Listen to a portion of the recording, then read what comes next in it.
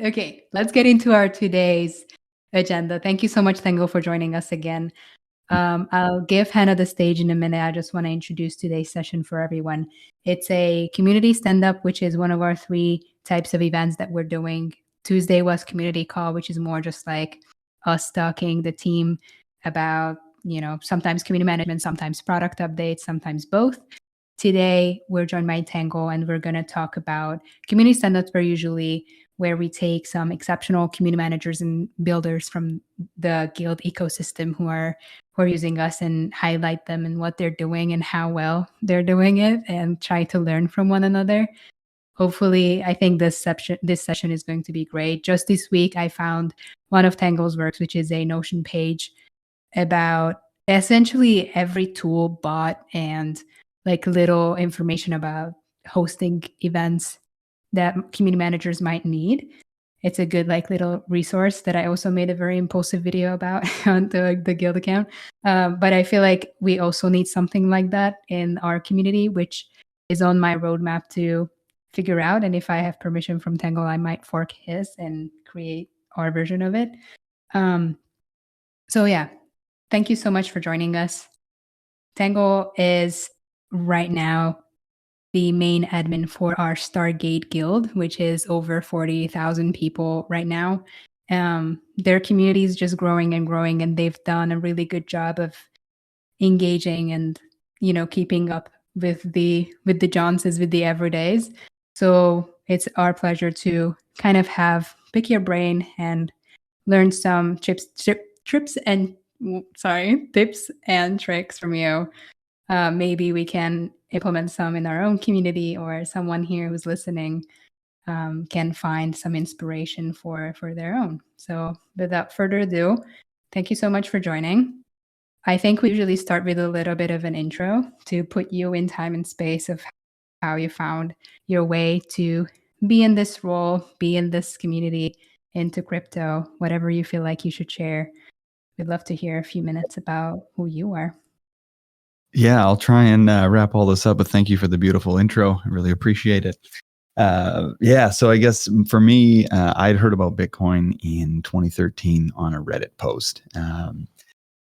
And this girl I was dating at the time had bought a half a Bitcoin for $30, and I started kind of diving into it deeper, and just went completely down the rabbit hole.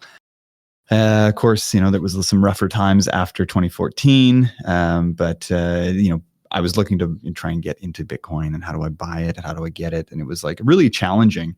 And I got frustrated and just decided I'm going to start mining. And so I started mining Dogecoin of all things. Of course, the Doge meme was very popular.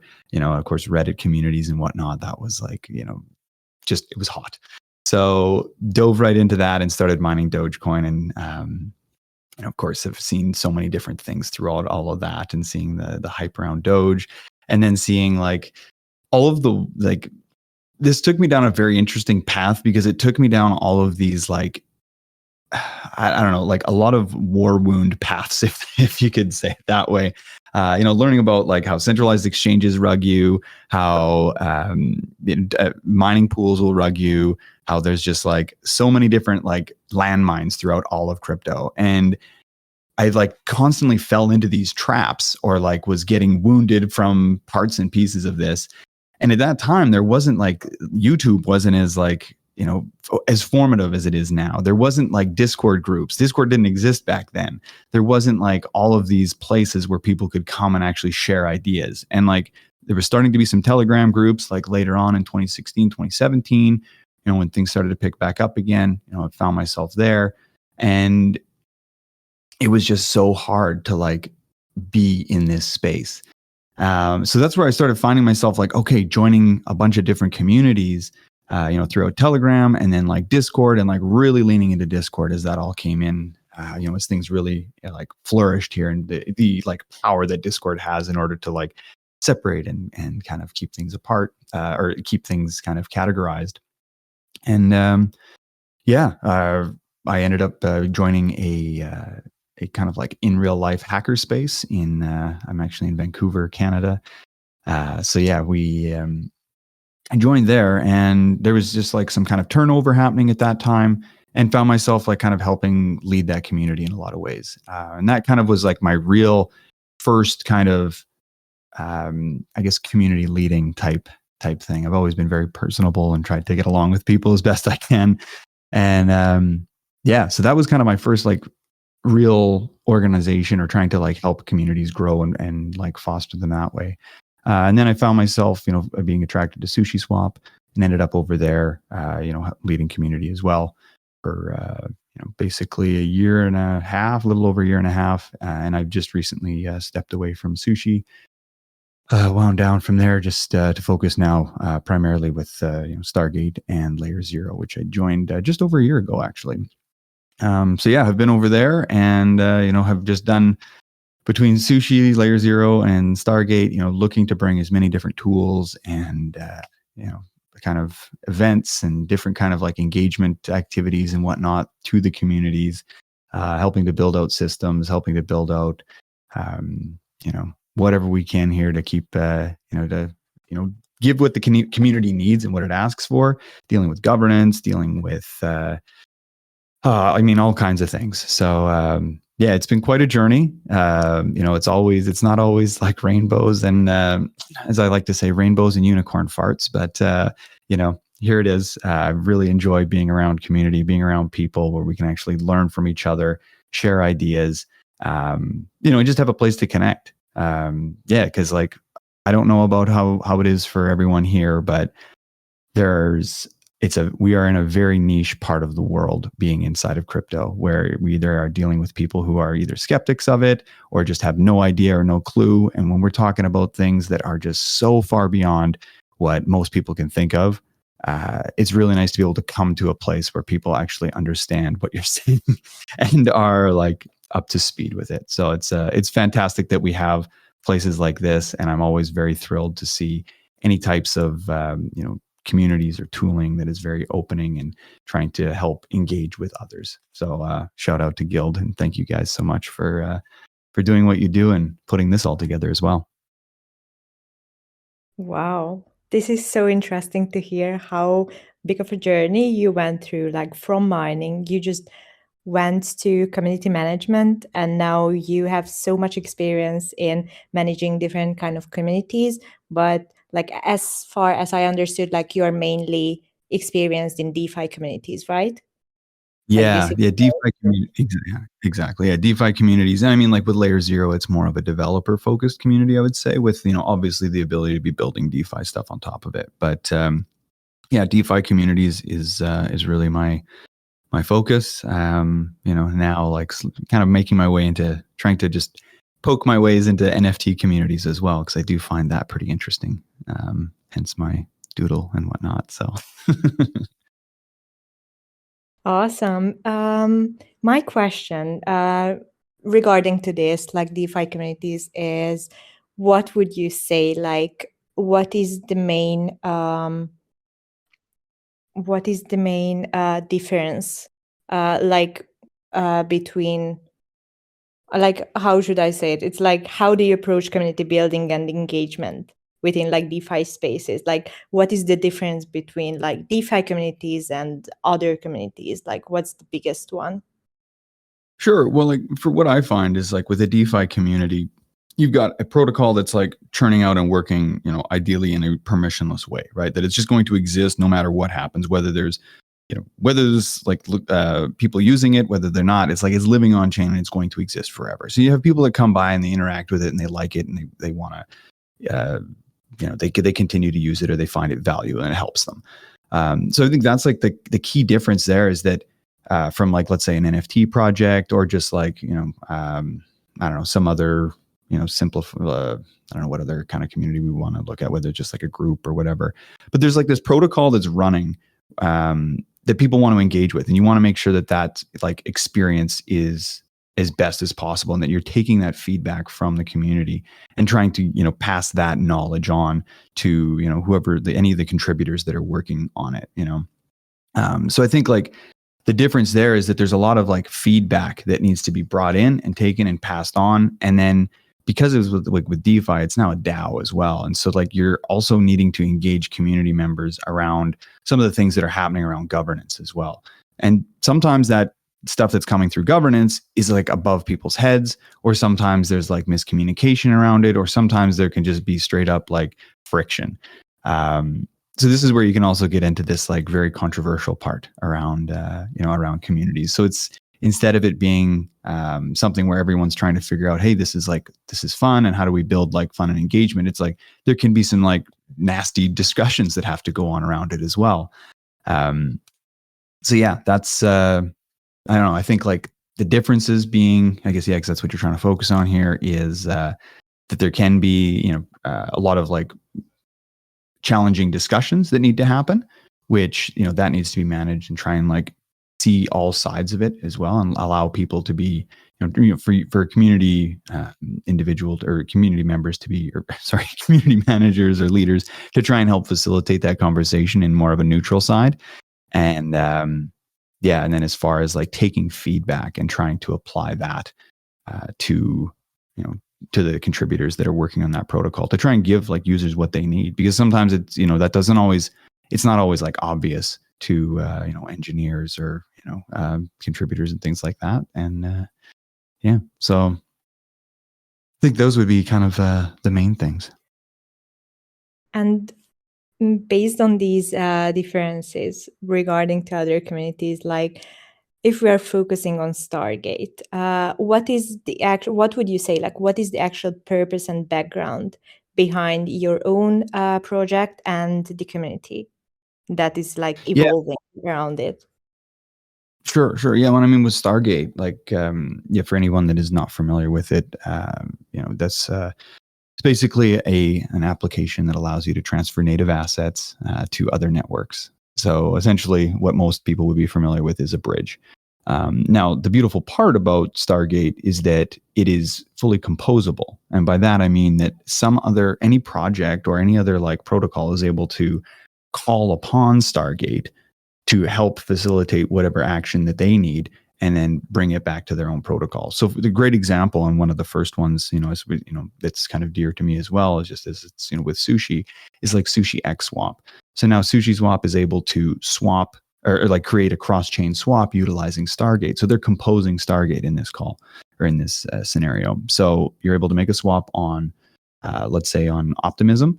You then call Stargate to then bridge across your asset, and then making another swap on Arbitrum. So now you've been able to say, hey, I've had asset X on Optimism, and I want to get asset Y on Arbitrum, and being able to do that through the composability of Stargate. And that's what I find very interesting about Stargate, because now we're interacting and engaging with other protocols and other communities. So other people are hearing about us, and then they end up coming to us. And now we're finding, hey, we're growing out this, growing out the community around throughout different protocols as well. So that's, I guess, like a key characteristic of that, of why, what's kind of interesting about Stargate to me. And then, of course, there's a DAO and everything around it as well. We've kind of, recently on Snapshot, we've exceeded over 100,000 members on Snapshot, which is seems like really crazy to me. But it's pretty cool to see.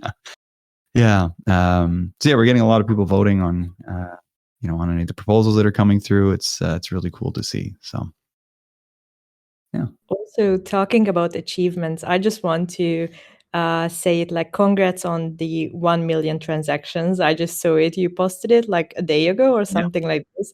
Like, this is pretty impressive. If people in the audience didn't see it, like, Stargate has generated over 1 million transactions in less than a year. So congrats on that one. Well, thank you.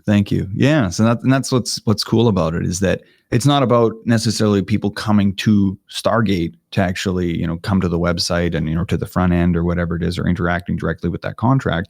But it's that, like, that's also like aggregators too, that aggregators are able to call upon us, or call upon Stargate. Or if you have, like, like I say with Sushi X Swap, like any of these types of, any of these other like applications that are calling on Stargate, like those are all in a part of that. So this is where it can all just grow out and blossom in kind of this in this beautiful fashion. So, but yeah, no, it's really exciting to see so many people using it, and and continuing to grow. So you just mentioned Snapchat, and as I saw, like Stargate is one of the biggest communities on Snapchat. It's so crazy. It's bigger than Arbitrum and most of the like huge communities. And on Yeah. I just checked for a fact, and like on your last voting, you had like 72,000 votes. Like, how is that possible? I don't know. I don't know. It's kind of mind melting to me to see that much.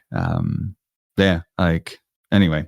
But yeah, happy to see, happy to see people engaged and voting. And yeah, I mean, there's some of it's like barely small amounts and whatnot, but yeah, I mean, people are there, so that's cool. We want to know your secret. That's for sure. Like, how are you doing it? How are you keeping your community so engaged and growing at the same time, like organically? And as you just said, like they're hearing about you from different projects, and like this is pretty impressive to keep like this so varied community alive. So how are you doing it? You know, maybe my voice. I don't know. No, I've had some people say they really like that my voice is ASMR. So I try and lean into that and say that's what's keeping people around and keeping them listening, so that they want to hear this. But Your voice is indeed very nice, and well, just thank you. for like attention for like everyone, like essentially like Stargate is also on the market already, so like they distributed the token already. Like it's not something like people would do this for in a promise of like a future or airdrop or something like that. It's really mind-blowing. I'm trying to figure out like really like what's going on here in behind the scenes. Yeah, but yeah, I think like with other things too is that like I try and utilize as many tools as possible, and I'm like constantly doing research around like what sorts of things can we do to engage the community. And sometimes I'm like I feel like I'm not as like on point or as quickly as I'd like to be with things, because I do spend this time like researching, figuring out how this is all supposed to go and how this is all supposed to work and how this can work into the future and grow along. But like for example, like with Guild, like it took me a while. I'll just be very honest. It took me a while to make sure that like Guild was going to be the right tool for our community. And when I started seeing like, okay, these a bunch of things were checking the boxes of like, yeah, this could work, this can work, this can work. And like, most of us had been using Collabland before, and I was looking at a few other options about like, what's going to be the next kind of thing here. And, I can't remember which box that got checked when I finally said, all right, that's it. We're doing it. Being able to use, and then just like totally just came in and like started using Guild full on. And I've been so pleased and happy with what you guys have done, and, want to try and share as much of it as possible as well with others. But, trying to implement as many different like tools and trying to use like, come up with like new innovative stuff. And like, maybe, I don't know if like a lot of this stuff is like how well received it is. Like, for example, I spent like a ton of time figuring out how to have a community call that is reaching everyone in whatever platform they want. So like with all the Stargate calls now, like it's held in Discord. It's being like it's also kind of like sort of held in Twitter Spaces as well. Like people can speak from Twitter Spaces over to Discord. I've kind of built that connection as well, but it's also so it's being broadcasted over to Twitter Spaces, meanwhile being live streamed to YouTube and Twitch. And now the chats are all aggregated through Restream, which allows people from Discord, YouTube, and Twitch all to communicate with one another. And that's all happening during a community call. So like, I don't like, to me, these kind of like innovative ways of trying to like engage with people and like, either like looking at, I don't know, I'm kind of like looking at how like reputation and engagement and like kind of all these sorts of things can work with like around like Web3 wallets and kind of this like social fi sort of thing or social reputation and whatnot. And that's like kind of a new thing that I'm trying to focus on as well. And I think there's a lot of connection between Guild and that sort of stuff, which is pretty cool on like how, people that are doing certain things or involved in stuff, they're able to like start building up a reputation. And I think a lot of that too also started from POAP back in the day. I've been minting POAP, or I guess like issuing POAPs for, gosh, it feels like forever now, almost like 2 years, I want to say. Like it's been a long time. But that's been a great one too. I think like people are really excited about POAPs and they like that and they cherish them. So I think that also helps, bring people in. I know people are very choked when they don't get a POAP. So I don't know. I would say it's just like a lot of the tooling that I'm just like constantly trying to work on, and that people like that. So that's I don't know. I'm not sure really what the secret recipe is. I am trying to figure it out, but I think it's just a culmination of like all the things that I'm like constantly trying to push towards and innovate. Just wanted to ask what that box was that you ticked that made you go with the guild, because that's fairly valuable information for us. Yeah, I don't. It might have been. I think it might have been like with. I think it was like with the POAP stuff. It was like because you guys were able to issue POAPs and had the listening tool. Because like I was using the DGen bot for a while, and then I just like realized that like Guild was, you guys were going to be doing this all through POAP or whatever, or being able to issue this stuff, and I'm like, all right, that's it. I think that was it, to be honest.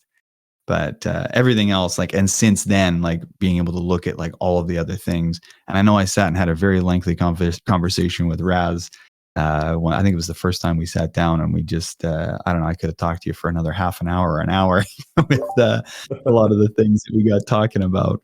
But I feel like there was just like a lot of alignment as well with like how, what Guild was designed to do, and really appreciated where Raz, was kind of saying where Guild was headed, and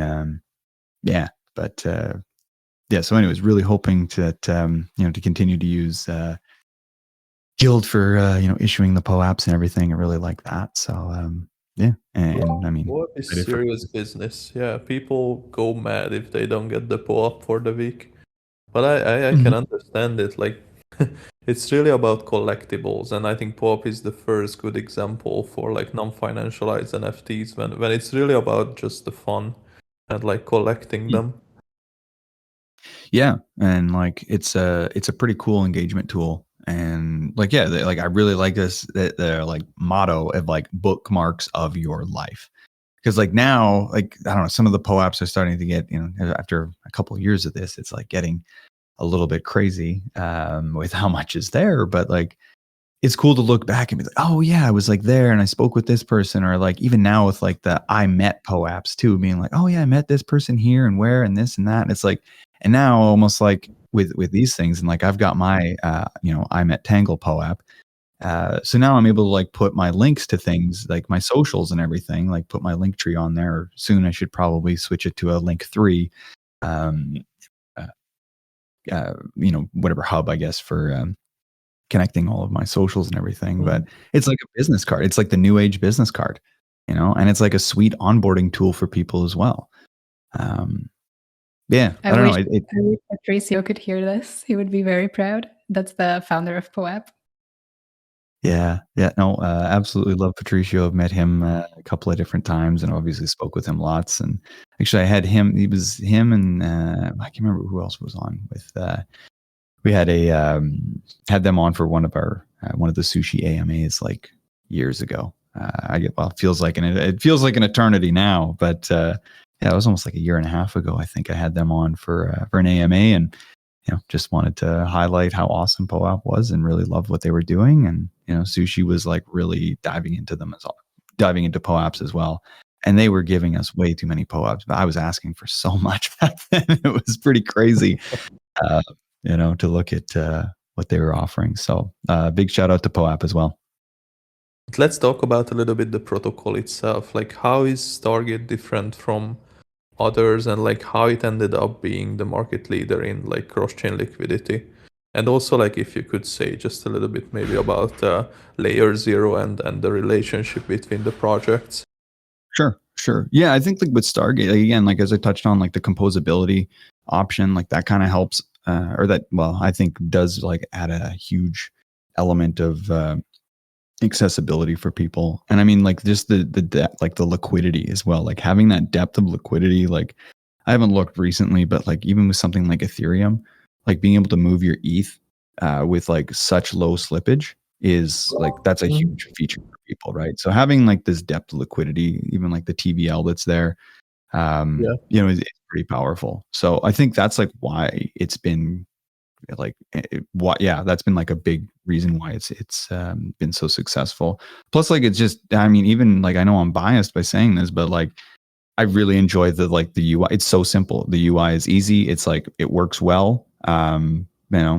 It just like works very well in that sense. Plus, you're able to like give yourself native gas. I know a lot of other places are doing this too, but like, if you're able to like drop native gas to yourself, so if you're like moving over to another network that is like a fresh wallet that doesn't have any assets on it, like if you're just bridging across and you then like you've bridged over some other ERC20, like a stable coin or something, and you don't have native gas on the other side, like if you're going to Polygon and you don't have any Matic, like now you're stuck and you're like looking for a faucet or doing something like that. Whereas like now you just like drop yourself gas from like source chains. So like if you're on let's say Arbitrum and you've got some ETH over there, well, obviously you're going to have some if you're going to move over to, any other network, because you need to have native gas.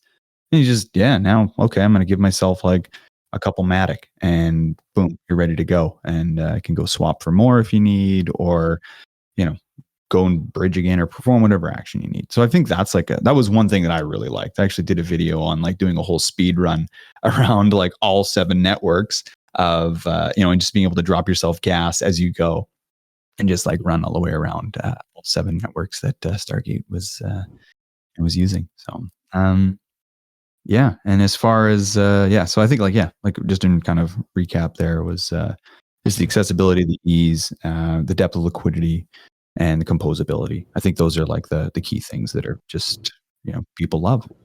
Yeah, cool. Thank you for the answers. I will give back the mic to Reika and Hannah. Thank you. My like hand was fully on the unmute button for like 10 minutes now. I'm like so eager to ask this question. The notion that I found from your toolkit, and you were also referencing how a lot of the things that contribute to your success has been in the tooling, which I very much relate with, especially as a tool builder myself. I think they're extremely good to experiment with and keep an open mind and try a lot of things and see what sticks and fulfills your requirements. And I guess my question would be, what were the ones that you would say are the best to use for your case? What is that you use most often? I love how you also mentioned Restream. I've been playing with live streaming aside from, this community events, so just for like some content stuff to like find a tool that's really good for live streaming across platforms. Like you're saying, I think that's such a major value add to be able to be present on multiple platforms at the same time, because I don't expect it from any member, any person in the audience to always come back to the Discord just because we're hosting from here. We're also streaming this to Twitter Spaces right now, but I love the idea that you also use Restream and do it on YouTube and Twitch as well. That's a whole unit then. Like your guys are everywhere at the same time. So yeah, that's like a bit crazy what I'm doing. It's like maybe too much setup and too much. It might be a little unnecessary, but I'm just like that's how I think about things. It's just like if somebody's over there and they want it, they should have it. And so I will definitely say that like things like Restream, and I'll put Restream and OBS together as one. I mean, open broadcast software. That's with every all community calls and AMAs and things like this that I've always using OBS. So I would definitely say that those two together are a very powerful tool for anybody that's looking to capture any of this kind of stuff. If you're not familiar with those, check them out. Very positive tools there. Another one right now that, obviously Guild. I'll definitely give you guys a shout out with that. Yeah. But just before I move on to the other one, some other key things too. And one thing in particular was Stargate that I really liked. When you guys brought in the ability to look at the contracts and be able to identify certain actions. So like one thing I was finding is that people could stake into an LP, deposit into an LP position, but nobody wanted to keep their LP position because we could read that token. But if you were to stake that token into a farm, well, now it's unreadable. However, because of your option through the contract to be able to read that, now in Stargate, I'm able to identify someone who has LP'd and staked in the farm, for X amount of, whatever their X, like, I think I have a couple of roles now for like anyone that's staked over 1,000 in stables is able to get this role. And like, that was like not possible before, and I didn't know how we were going to do it. And you guys did it. So like that kind of stuff is like so cool. Just wanted to say that thank you very much for that one. I'm so happy you mentioned that, because we have, I think this is a very, very high level feature that not a lot of community managers know about or know how to utilize well. I think you're the only like major community that I've seen who uses on like at least 7 different chain this custom query requirement that we have. So that's pretty sick. That's a shout out to you as well. To that's we developed it because we thought it was really cool and useful, and I feel like we haven't made the sell yet or made it very straightforward. Probably. We also, I don't think I've posted about it either. Like it's very low key. So I'm very happy you're using it. Well, thank you. No, it's been a cool one. I've had a lot of people come in and they're like, "How do I get this? I've got it." And it's like, "Well, you stake in the farm." "Oh, okay, perfect. Boom." And then like we have people trying to get that role. So it is pretty cool to that we are getting positive feedback around it. So yeah. Then let's see. Another one right now that I'm like really focused around is utilizing like, I don't really like the names of them per se, but like, calling them like tickets or ticket tools, because so yeah, I think tickets and ticket tool is these are two that we're using a lot. It's just, we have people who come in and have questions, and rather than like asking the same thing over and over, or if it's like a specific question around like, someone's having trouble connecting to their MetaMask wallet, or they're like confused about how to do something, and rather than that filling up like a whole support channel or whatnot, is using these like ticket tools. And I don't like to call them tickets. It's not really support tickets. It's more of just like, it's a help zone. So that's how I'm referring to it now, is, like coming over to the help zone, and then like you're going to be able to speak with a moderator directly, or one of, a contributor or something like that. So that's why, I really like this, this feature this tool, because now people that come into the Discord, oftentimes they are, they can get approached by a scammer that's shooting up them DMs saying, "Hey, I can help you. Just like click on this link and, add your seed phrase in, and, we'll get you sorted." And I remember like in the early days of Sushi, we were having so many people get wrecked. It ended up building out like the Samurai, which are like huge. They were like the warriors, or the customer service warriors of Sushi, and being able to like, going from like 3 or 4 people getting wrecked a week to like 0. That was so that was pretty cool to have that. But now being able to like even push this further to be able to contain and like make sure that each person gets to be sorted and dealt with directly. These ticket tool or tickets. Both of those are I have utilized. I'm currently using ticket tool, I think now. But yeah, just able to like give you such granularity around like a user comes into the help zone and says, "I need to talk to someone about this." They click on that, on that button, on that feature, around that topic. And now it goes into another section where we can say, all right, we know that this person is here to ask about, we've had a ton of questions around like, Galaxy Quest, and it's like, well, hey, I was like transferred $100 worth of ETH, and it's like, well, it's actually needed to be USDC. Oh, okay, well then they can go back out, or they're having trouble connecting to their wallet or whatever. But we're able to just contain all of that. Plus, then we can say, if there's somebody that's building or developing, we can have a special section for them, so that we know that those things can be prioritized differently. So I really like that tool, because it's helping us as a community when we have people come in, when they're asking certain things, that we can directly deal with them and help them have the best chance of success, and like help them get through what they're doing in like essentially a self-serve way. By being able to provide them with like the resources that they need to empower them to get through, their, their quest through, through DeFi in a lot of ways. So, that one is a great tool.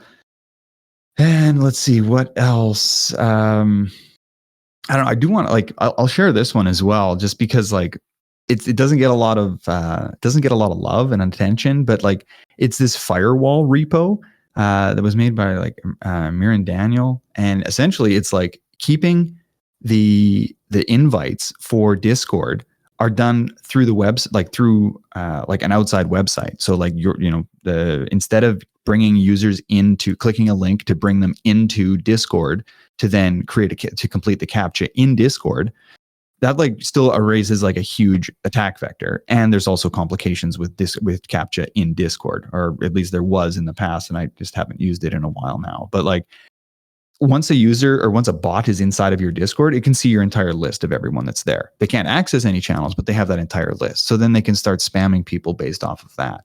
Whereas like bots that aren't able to come in, if they have to like pass the CAPTCHA outside of Discord before they get that link to come in, that prevents them from getting, accessing your Discord and your list of users.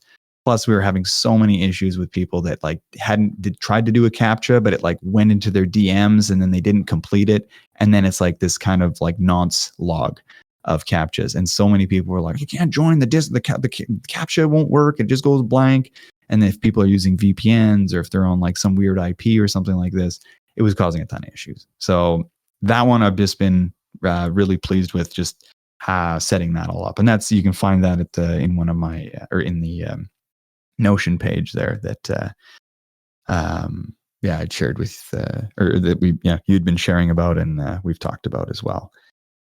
So that one, and then what else? I mean, obviously love the lo-fi bot just for chilling before and after and after we all calls. love yeah. And I don't know, now I'm like starting to look at some of these further, like, I don't know, engagement and reputation type tools and kind of this kind of stuff. So like right now, we've been using Layer 3 for some quests and trying to like kind of build that all out. And I mean, these things are going quick. People are very excited about, completing these types of quests and tasks. So wanting to like look further on like what we can do with, with those types of things, like, reputation, or like, credentialing, or kind of like questing type stuff too, because it's now giving you, much similar to, as we've talked about POAP here, but just like giving you another like, an NFT, or kind of that remembrance of like what, a quest or an accomplishment that you've done. So that stuff as well. And then like I have gone through Commonwealth as well, instead of using Discourse with, a lot of communities have used Discourse as their main forum. And Commonwealth has been, they were Web3 native, and I was like, I want to give this a shot. So they've been very responsive and, wanting to help build out a lot of different things. But the ability to log in with a Web3 wallet instead of an email is something that I value, and I hope others do too, especially when it is a Web3 community. I want to be able to try and build everything off of like the Web3, access point, if that makes sense. So again, being able to keep all of the things that are there, and then being able to build off of that. So now if like, Commonwealth is able to, my hope is that Commonwealth is able to leverage things like Guild, and I can say, hey, wait a second, we have these like roles in Guild, which can then be applied to something like Commonwealth, and perhaps like, you can build and kind of curate your community based off of that. So this is why this whole like what kind of, Web3 reputation credentialing type thing has really got me interested around this whole social side of, like, online communities. So I don't know. Those are just a few that I can kind of think of here right now. Hopefully that was enough to spur for you guys. If there's others or more that you want to talk about, happy to dive in. Oh, yeah. I just feel that like there's so much to learn and so much to research about. Like you were just telling these things and I was like, okay, I have to check this. I have to check this. Oh yeah, I heard about that one also. So it's so good. But I just want to loop back to one thing which is really accurate for myself personally and for the whole team.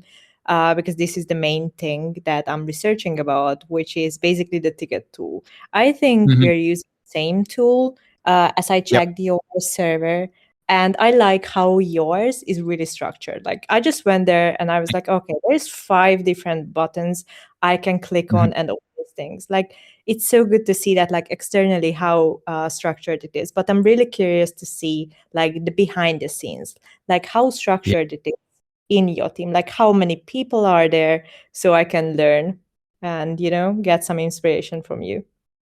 Yeah, and that's like one thing that, you know, I'm still like constantly kind of tweaking and updating, just because based off of like response from, you know, from community members or users, or, you know, people that are engaged with this, and then same with, you know, how contributors want to see things, or how you know, they're able to like kind of, you know, manage and filter, and like moderators are able to deal with all this. But yeah, behind the scenes, ideally, I will get to a full breakdown of this and like all the features, because there is a ton of different settings inside of Ticket Tool. It gets like a really, it can get really granular. So I really wanted to like break that all down. It's just going to take like it's going to take a dedicated chunk of time in order to like curate all that. But for the short of it, having you know, being able to like have certain roles in your Discord, in Discord, certain roles that are able to see the tickets. So applying that so that, you know, whether that's going to be moderators, or whether that's that are going to be seeing like generic stuff that's like just generic questions that are coming through from your community, or maybe you have like developer roles, like developer contributors, and they're only seeing those types of channels, or sorry, those categories, I guess is the way to put it. So then inside of you know, each ticket, you're attaching a ticket or a panel, I think they refer to it as, to a certain category. So you create a new category, and that's where each of those tickets are getting funneled into, rather than one big long list of like, well, in each channel or each category can only hold 50 channels. So you got to be really careful, and it's like hard to filter through, so that, you know, you want to be able to filter it into each category. So yeah, when we have like speak with a mod, it's like, that's like, you know, a moderator category, and all of those channels and tickets get, you know, added up there. Again, I don't really like referring to them as tickets, because it feels like it's like a very Web 2 thing, where it's like, I'm opening a support ticket, support is going to go into the back end, fix some things, and then like it's going to be all good.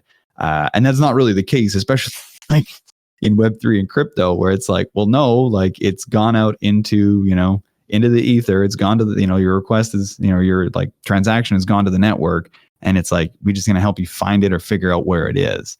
So it's kind of like, I don't know. That's why I'm like not super stoked on the ticket, but not to get caught up in that too much. But yeah, I don't know. Does that kind of answer though, with like the categories and like the roles behind who can see each, and then just setting the permissions correctly, so that you know, the ticket opens, it says the verbiage that you want it to, and then it closes it out. And actually with Ticket Tool, it sends a copy of you can even send that too, so that it sends like a copy of the transcript back to the user as well. Yes, totally makes sense. Thank you so much for your answer.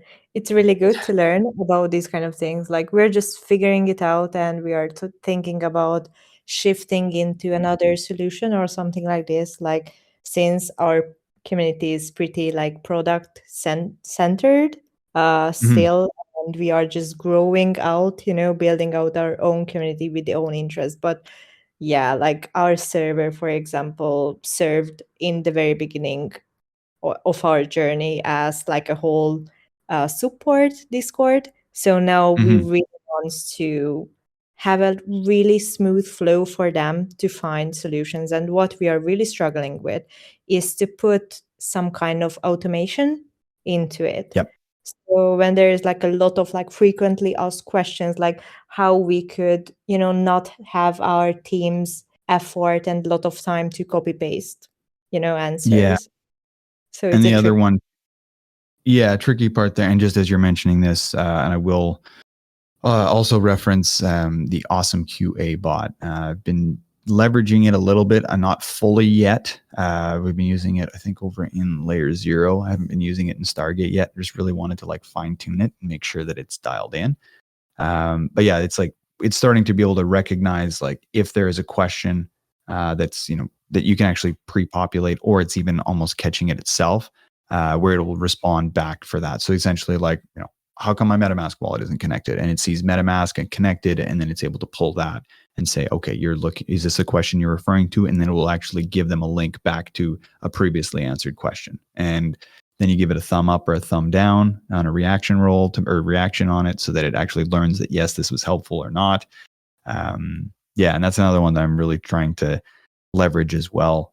Just because, when it's just like these repetitive questions, and especially sometimes people just come in and they don't want to read the FAQ or they don't want to do that. And if this kind of a response works for them, then like that's positive for everyone. It's like this populates perfect. It wasn't any effort from, from a moderator or contributor side, and the people get what they want, so they get the answers they're looking for. Maybe awesome QA is another thing to look at. Yes, there's a plus one from me also on Awesome QA. We tried it earlier in the time when it was how you just mentioned it, like how you explained it. But I just want to give a heads up. It changed a bit in a positive way. So now it's not only just taking you back to the same question that was asked before, but it also can be based on a knowledge base. So you can just put your own knowledge base there, and it will give the answers that you put there manually. So it's even better now. Yeah, and that's kind of the part that we've been working on slowly and trying to chip away at. But it just seems like there's so many different things that I'm, you're always like, okay, let's look at this now and deal with this and sort this and build this workflow and deal with this. And, that's like one of these things that's on the list to get to and to try and build out. And, but that's great. I'm glad to hear that that's something that you guys are looking at as well or have been utilizing. Yes. Thank you so much for being here. It's 50 now, so I will just ask my final question. This is mainly for our audience and for me to learn, but what would be that one piece of advice that you would give to someone who wants to get started in community management? So what would you say? Where to start? The first thing I'm going to say is just learn, be patient, be extremely patient, because it requires a lot, because you have people coming in that are dealing with. It's great when you have people coming in just to ask like, hey, this is cool, I want to learn something. But you are going to have people who come in that are angry or frustrated, or they're, uneducated on something, and they're going to explode. And it's not you. It's, these people who are having a frustration, and being able to be extremely patient with them, sit down with them, talk to them, understand what's up with it. And there's been times where there's been things that have gone on in in public channels, and then just pulling them aside in DMs and saying, hey, what you're doing isn't okay, or this isn't cool, or hey, what's going on? How can I help?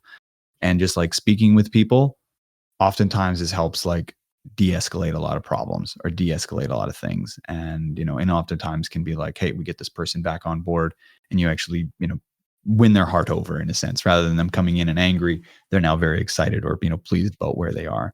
So patience would be the main thing that I would say if you're looking to get in as a community manager.